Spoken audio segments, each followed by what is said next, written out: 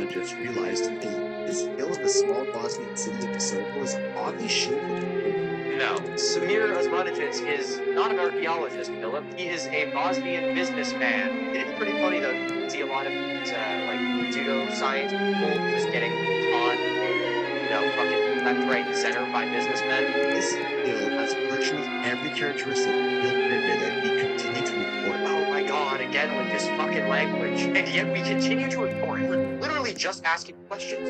Why is it that no archaeologist has acknowledged that this hill that isn't a pyramid is actually a pyramid? The Pyramid of the Sun is not a pyramid. Correction, let me walk that back. We currently have no evidence to definitively state that the Pyramid of the Sun is a pyramid. To give you a little bit of background, the Pyramid of the Sun was discovered by this guy, Samir Osmanagis, who is a Bosnian businessman, let me reiterate. So when he found this hill that sort of looks like a pyramid, he thought to himself, hey, I can make a whole ton of...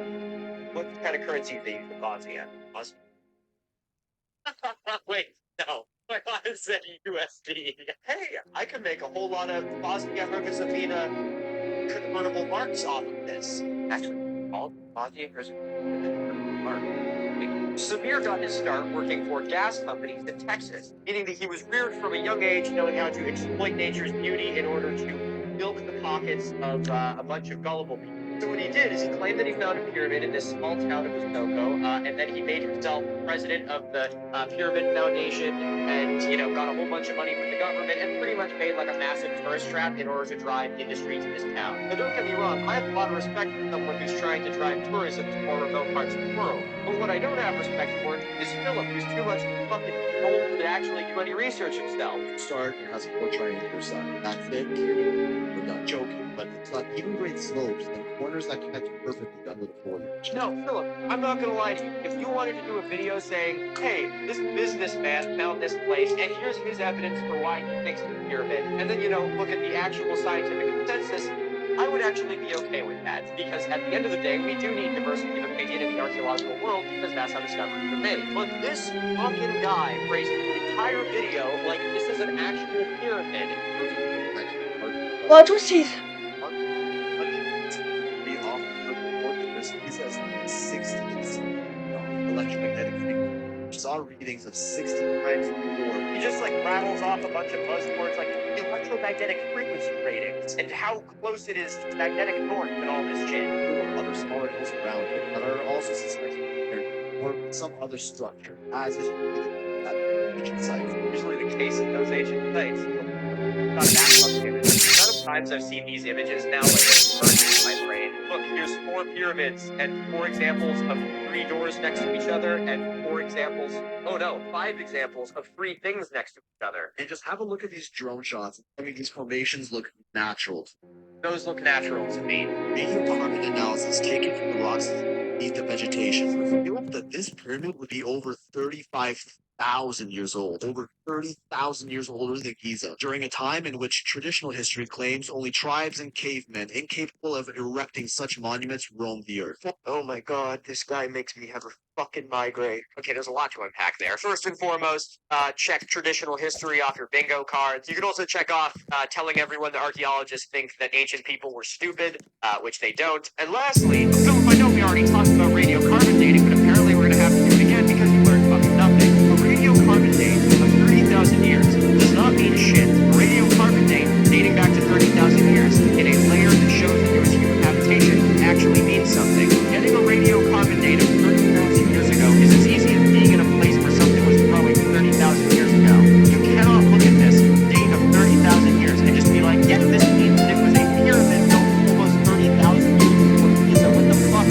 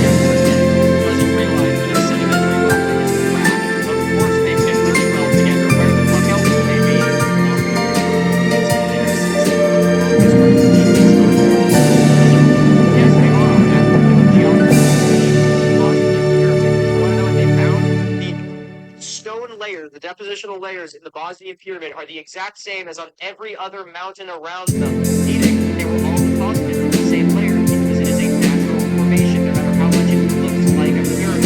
In early 2006, geologist asked a geologist from nearby University of Florida to analyze the example of Egypt. They found these pyramids composed of the same matter as the other mountains in the area, alternating layers of conglomerate clay and sandstone. You could have literally just Googled this, Philip. It would have prevented you from saying something that was wrong. Unless, of course, you don't actually care about what's right or wrong, and you're just doing this to get as many clicks as possible. You're kind of a sellout.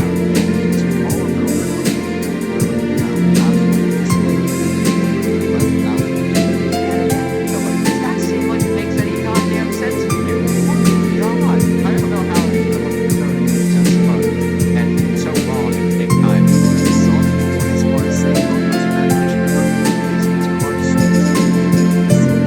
I don't even know if anyone actually said this or he just made that up, because I don't think anyone in their right mind would think that he placed these stones here himself. But notice how that's the only credit that Philip gives the alternative viewpoint. He's like, and these fucking idiots think he moved them there. Like, no, Philip, that is the lowest concern here. There is totally other things wrong. There's so much more obvious.